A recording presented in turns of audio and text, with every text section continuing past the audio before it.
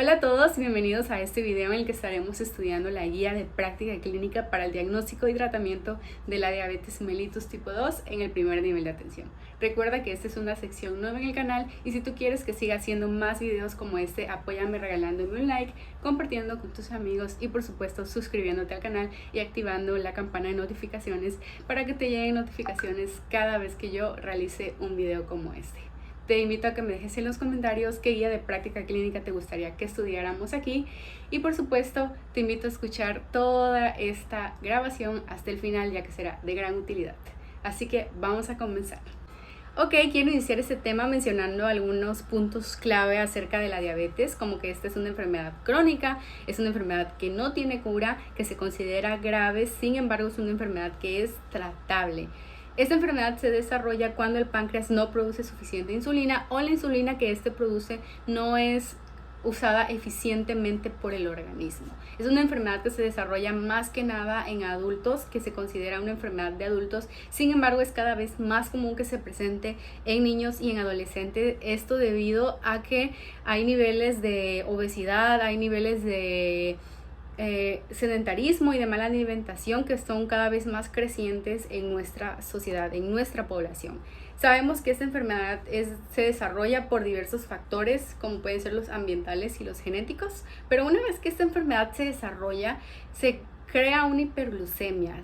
Hay una presencia de una glucosa muy elevada en sangre y esta hiperglucemia puede causar daño al organismo, puede causar daño a órganos y puede ser un desarrollador de enfermedades. ¿Qué tipo de enfermedades y qué tipo de daño a nuestros órganos puede causar? Bueno, podemos desarrollar enfermedades cardiovasculares, nefropatías, neuropatías y enfermedades en los ojos, que llevan a la retinopatía y a la ceguera, a la pérdida de la visión.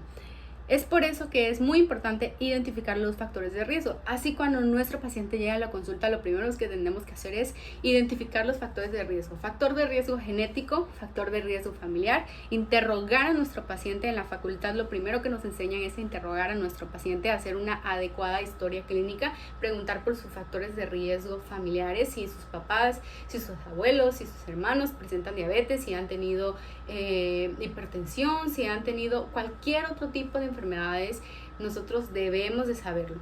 También debemos de preguntar al paciente acerca de su vida diaria, acerca de qué se dedica, si tiene un trabajo de oficina en el que se la pasa todo el día sentado, o si tiene un trabajo de campo en el que está trabajando bajo el sol y tiene que caminar mucho, cargar cosas, si tiene una vida activa o no activa. Tenemos que preguntar por su alimentación, tenemos que preguntar por su salud en general, tenemos que preguntar por algunas enfermedades que haya presentado en el pasado. Puede ser que él te diga, no, pues yo desde joven siempre he tenido el colesterol alto, se me sube a cada rato, me dan dolores de cabeza, luego a veces sí me mareo y demás, pero siempre me alimento en la calle porque no me da tiempo. Entonces esto es muy importante que nosotros lo identifiquemos.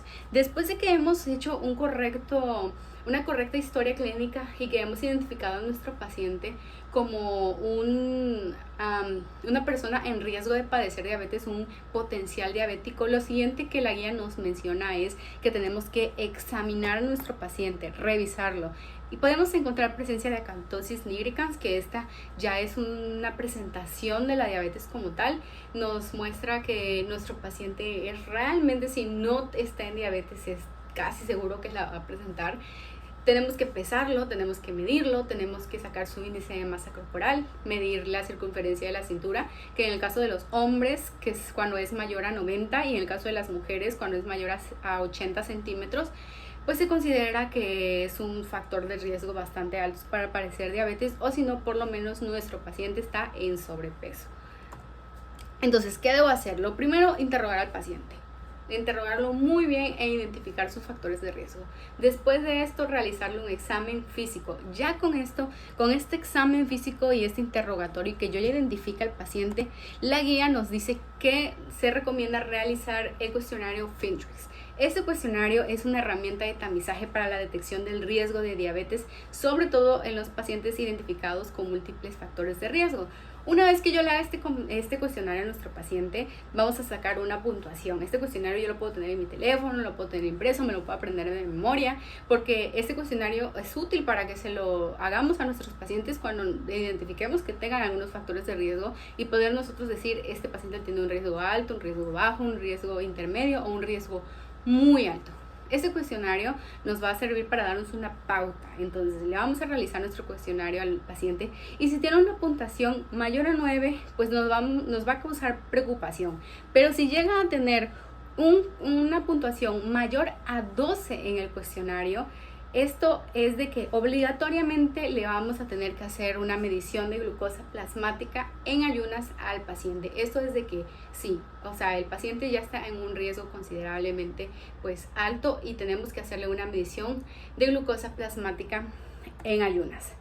El cuestionario pues tiene varios ítems que son el peso, que son el índice de masa corporal, la edad y demás. Entonces vamos a rellenar el cuestionario.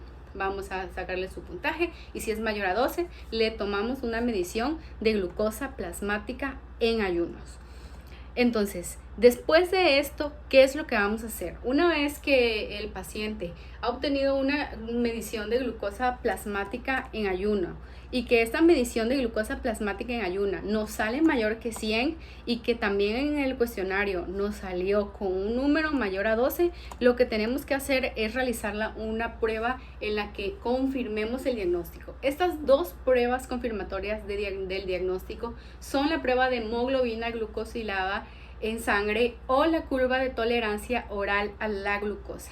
Estas dos pruebas la guía hace como que pregunta, ¿qué prueba será la mejor? Bueno, ambas son muy buenas. En resumen de todo lo que la guía dice que ambas pueden ser utilizadas y que se va a utilizar la curva de tolerancia de glucosa oral a los pacientes que muestren una preferencia hacia esta prueba. Pero si el paciente te dice, ¿sabes qué? No tengo tiempo de quedarme aquí 2 horas para hacerme una curva de tolerancia oral a la glucosa, prefiero irme al laboratorio a hacerme una prueba de hemoglobina glucosilada, pues también es aceptable.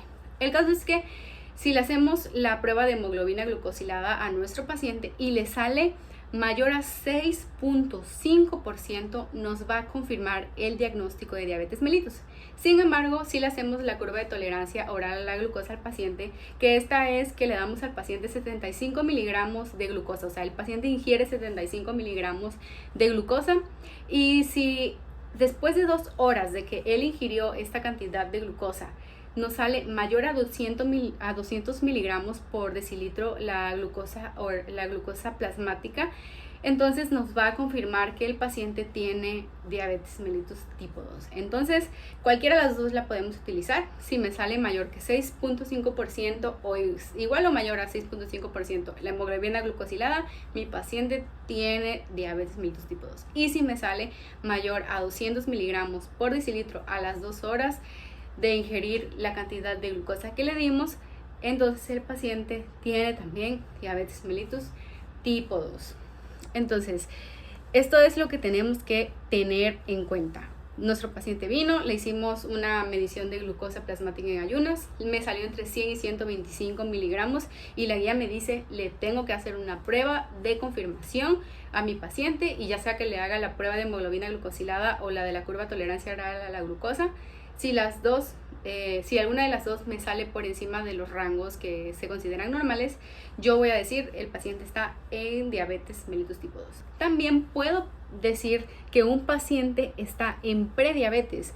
¿Y qué es prediabetes? Ok, ¿cómo yo digo que el paciente está en prediabetes? Esto lo voy a hacer cuando el paciente, pues yo lo veo que sus niveles de glucosa están altos, pero no están tan altos, como que se acercan un poquito más a lo normal.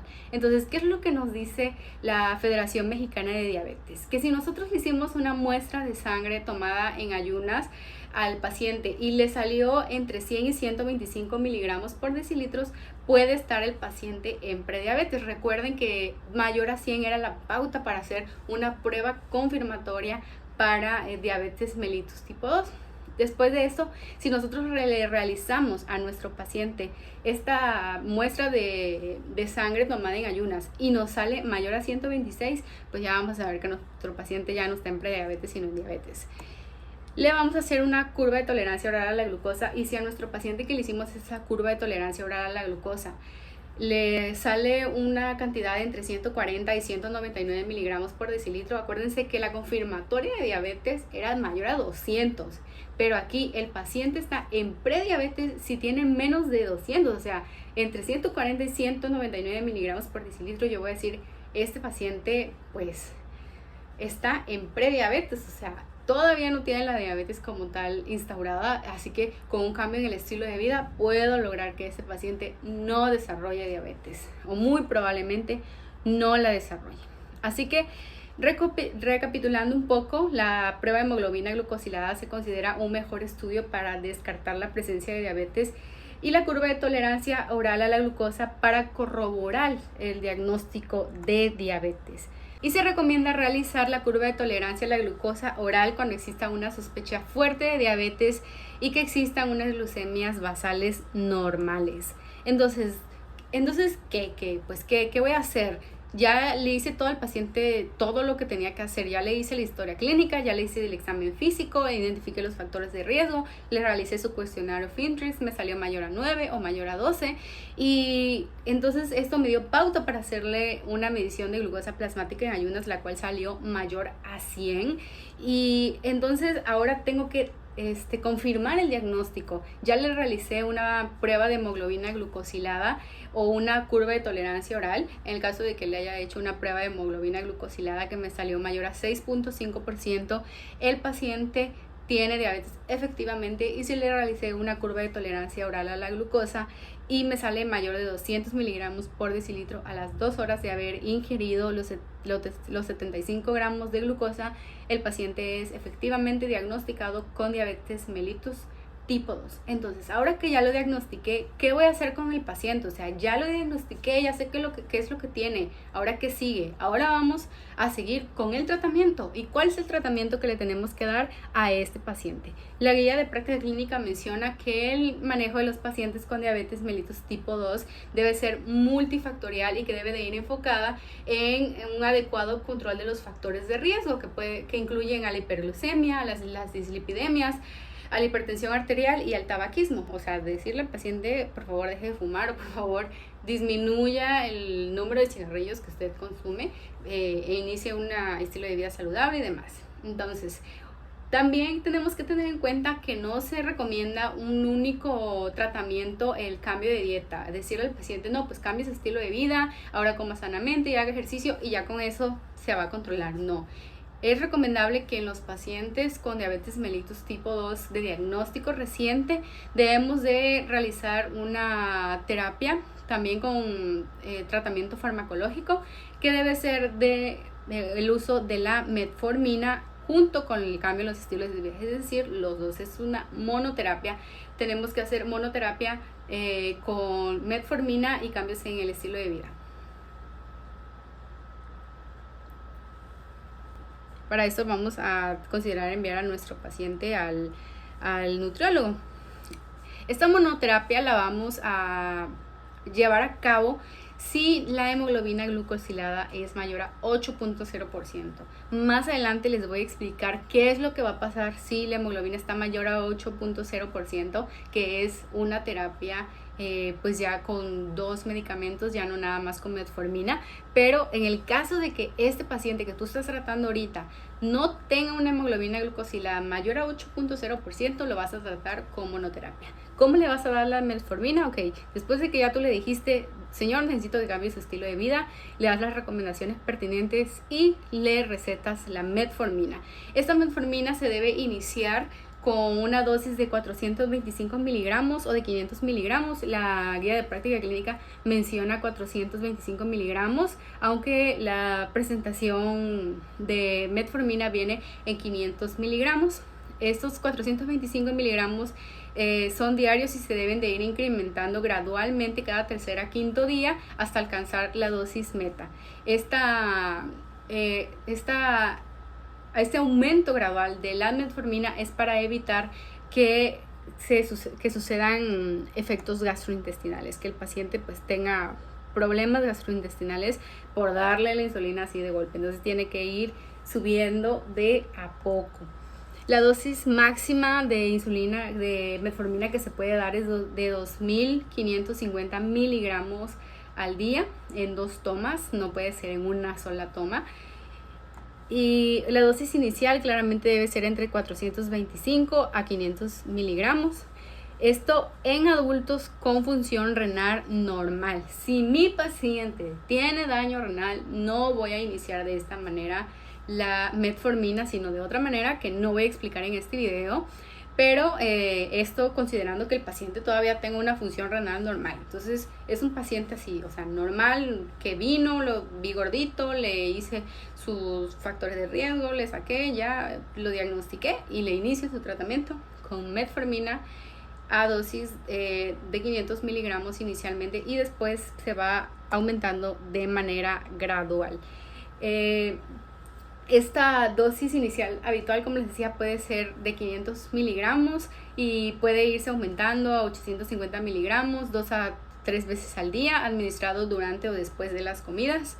Y al cabo de 10 a 15 días debemos de ajustar esta dosis en función de los niveles de glucosa en sangre. O sea que en 10 a 15 días tú necesitas decirle al paciente, ven por favor a la consulta, te tengo que revisar otra vez y tengo que ver cómo está tu nivel de glucosa, y así ajustar el medicamento para llegar a un nivel de glucosa pues óptimo. Vamos a utilizar la sitaglipina como una opción alterna al uso de metformina en caso de que esta no pueda ser utilizada, y ya con este tratamiento tu paciente se puede ir a casa. Ok, entonces yo ya mandé al paciente a su casa con este tratamiento y lo voy a revisar 10 a 15 días después. Voy a medir sus niveles de glucosa y voy a ajustar la dosis en función de los niveles de glucosa en sangre. Una vez que yo ya pues llevo tratando un tiempo al paciente con metformina y que estoy viendo sus niveles de glucosa en sangre, voy a valorar si sus niveles de glucosa están bajando o no están bajando, si este tratamiento le está sirviendo, este tratamiento único con metformina y cambios en el estilo de vida. Entonces me voy a preguntar, ¿el paciente cumple la glicemia recomendada? Si sí la cumple, le voy a dar un seguimiento trimestral. Pero si no la cumple, voy a considerar utilizar la terapia doble. Esa terapia doble está basada en si el paciente está llegando o no a las metas de control. Las metas de control es una hemoglobina glucosilada menor al 7%, una glucosa capilar prepandrial entre 80 a 130 miligramos por decilitro y una glucosa capilar postpandrial de menor de 180 miligramos por decilitro. Si el paciente no está llegando a estas metas de control, si yo ya le aumenté la dosis de metformina y el paciente pues no logra disminuir sus niveles de glucosa, entonces voy a iniciar la terapia doble, que esta se recomienda en los pacientes con diabetes mellitus tipo 2 recién diagnosticada que han tenido un nivel de hemoglobina glucosilada mayor de 8. Como les decía en una parte atrás del video, si mi paciente desde el principio hubiese tenido una hemoglobina mayor de 8, o sea, una hemoglobina bastante más aumentada, entonces desde el principio yo no hubiese pensado en una monoterapia, sino ya en una terapia doble, en una terapia con 2 medicamentos. Si yo estoy viendo al paciente que pues no mejora, que su nivel de hemoglobina glucosilada pues se mantiene elevado, entonces voy a considerar la terapia doble. Esta terapia doble se recomienda usar la metformina con otros medicamentos, pero hay algunos medicamentos que no se deben considerar como primera opción, como son las sulfonilureas de riesgo alto de hipoglicemia, como es la glibenclamida. Hay otras sulfonilureas que sí se pueden utilizar, pero que tienen un menor riesgo, pero la glibenclamida sí tiene un alto riesgo de hipoglucemia y debe ser utilizada en una dosis correcta y correctamente utilizada por el paciente. Así que esta no la vamos a considerar como primera opción, sino primero vamos a considerar otros medicamentos. Tampoco está de que tan recomendado inicialmente utilizar la combinación de metformina con tiazolinedionas, porque estas incrementan el riesgo de desarrollar fracturas, falla cardíaca o cáncer de vejiga, además del aumento de peso corporal que estas suelen causar. Sin embargo, como les digo, no es que esté prohibido utilizar este medicamento, sino simplemente no se recomienda como primera opción. Estas son incrementos en el riesgo de padecer estas enfermedades. Sin embargo, no quiere decir que necesariamente el paciente las vaya a presentar, sino que tiene un mayor riesgo a presentar estas complicaciones. Tampoco se recomienda iniciar la terapia combinada con inhibidores SGLT2, a pesar de que estos pues logran hacer una pérdida de peso, favorecen la pérdida de peso, pero únicamente se deben de utilizar cuando no podemos utilizar los inhibidores de DPP4. Esos inhibidores de DPP4 se considera como el primer paso para lo que se debe de agregar a la terapia doble, es decir, metformina más inhibidores de DPP4. Estos son la primera opción, el primero en que debemos de pensar, y es el más recomendado porque tienen un mejor balance riesgo-beneficio. Estos pueden ser la sitagliptina, la saxagliptina y la linagliptina. También se puede utilizar una terapia combinada entre metformina y unas sulfonilureas de bajo riesgo, como pueden ser la gliperamida y la glicazida.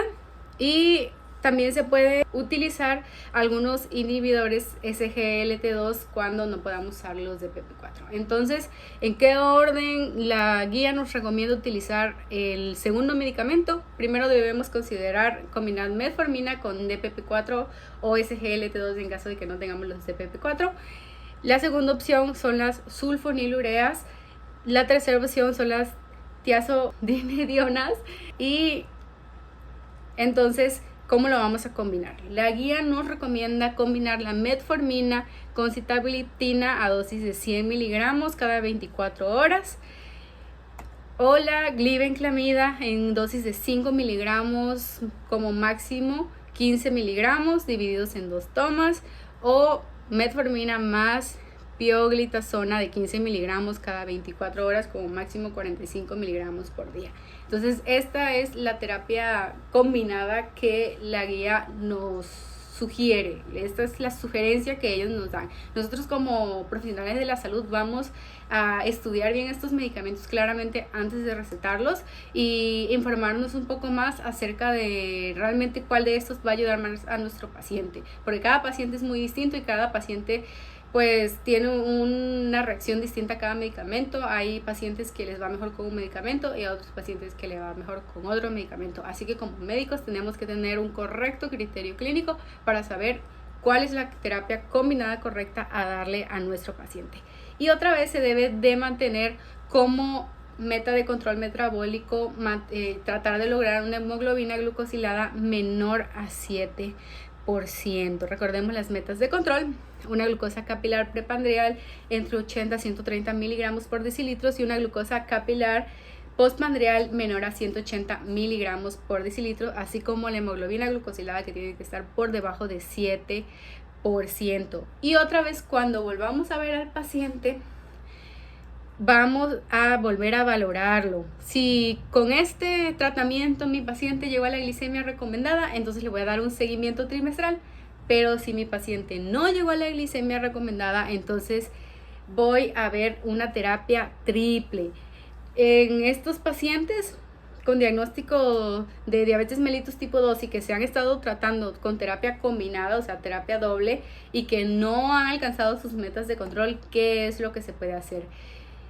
Si este paciente no ha logrado logrado llegar a sus metas de control, o que tuvo una hemoglobina glucosilada desde que llegó conmigo de entre 8.6 a 8.9%, voy a considerar iniciar una terapia triple o utilizar insulina. Así que recuerden esto: si el paciente desde el principio me llegó complicado, si me llegó con una hemoglobina glucosilada altísima, si está entre 8.6 y 8.9%, no voy a pensar en monoterapia ni en terapia doble, sino automáticamente me voy a pensar a la terapia triple o al uso de la insulina. Sin embargo, si ya he estado al paciente tratándolo con terapia doble y no está mejorando, entonces voy a considerar la terapia triple o agregar en lugar de un tercer medicamento la insulina. Esta terapia triple, ¿cómo es? La terapia triple se sugiere más que nada iniciar como tercer fármaco a la insulina en este tipo de pacientes, pero también se debe hablar con el paciente y preguntarle pues hablarle cómo se usa la insulina, cómo es la insulina, y si el paciente muestra una inclinación mayor por agregar un fármaco en lugar de la insulina, porque hay pacientes que le tienen, por así decirlo, miedo a la insulina, ya que no quieren decir, bueno, soy un diabético que necesita insulina, como que tiene un impacto psicológico grande al paciente decirle necesitas insulina. Entonces, si el paciente prefiere intentar con un tercer fármaco, podemos hacerlo, y si el paciente muestra preferencia por utilizar la insulina, entonces también es muy bueno que añadamos la insulina. Entonces, como tercer fármaco, en lugar de que no se use la insulina, si no vamos a utilizar insulina, podemos agregar receptores del GLP-1. Hay diversos tipos de fármacos de este tipo de agonista del receptor GLP-1. O también podemos utilizar inhibidores del SGLT2 y agonistas del receptor GLP-1. Así que, ¿qué vamos a hacer? La terapia triple que la guía nos recomienda puede ser inicialmente la metformina, luego puede ser con pioglitazona y sitaglipina, con glibenclamida y pioglitazona. O sea, hay varios tipos de combinaciones. Y lo mismo, tenemos que considerar cómo es nuestro paciente, cómo está evolucionando nuestro paciente, y conocer cómo estos fármacos le están ayudando o no ayudando, para saber cuál realmente darle y cuál le va a ayudar más. Si se opta por esta terapia oral, debemos de evaluar la efectividad y continuar solo si la reducción es de al menos 0.5% de hemoglobina glucosilada en 6 meses. Si el paciente no está teniendo una reducción de al menos 0.5% de la hemoglobina glucosilada en 6 meses, entonces yo voy a decir, pues no, o sea, no me está funcionando la terapia triple, o sea, 3 fármacos, y entonces a fuerzas tenemos que insertar la insulina como un tercer fármaco en lugar de otro fármaco más. Así que si habremos de iniciar los agonistas del GLP-1, se debe de iniciar en dosis bajas, al igual que cuando se inicia la metformina y al igual que cuando se inicia el segundo medicamento en la terapia doble. Tenemos que iniciar con dosis bajas hasta lograr la tolerancia, para evitar efectos gastrointestinales y evitar que el paciente llegue a dejar el tratamiento por efectos secundarios. En personas con una marcada hiperglucemia de una hemoglobina glucosilada mayor de 9%, debemos de iniciar la insulina sí o sí. Así que vamos a utilizar este diagrama que nos está dando la guía de práctica clínica. Me voy a acomodar tantito de este lado para que puedan ver bien el diagrama. Y bueno, la insulina se inicia así. Vamos a dar una dosis inicial de insulina de acción intermedia por las noches o a la hora de acostarse, o una insulina de acción de larga duración que se debe aplicar por las mañanas. Cualquiera de estas debe de ser a una dosis de 10 unidades o preferiblemente a una dosis de 0.2 unidades por kilogramo. Vamos a hacer la cuenta, vamos a decir, nuestro paciente pesa tanto, entonces vamos a hacer la multiplicación de 0.2 unidades por kilogramo y ya vamos a saber cuánto debemos darle a nuestro paciente. Así, una vez que hemos iniciado este tratamiento con insulina, tenemos que tener una medición de la glucosa en ayuno. Esta medición debe ser diaria y vamos a ir incrementando la dosis. Usualmente es de 2 unidades cada 3 días hasta que los niveles de glucosa en ayuno se encuentren en el rango deseado, que es entre 80 a 130 miligramos por decilitro. Estos se pueden ir aumentando cada vez más.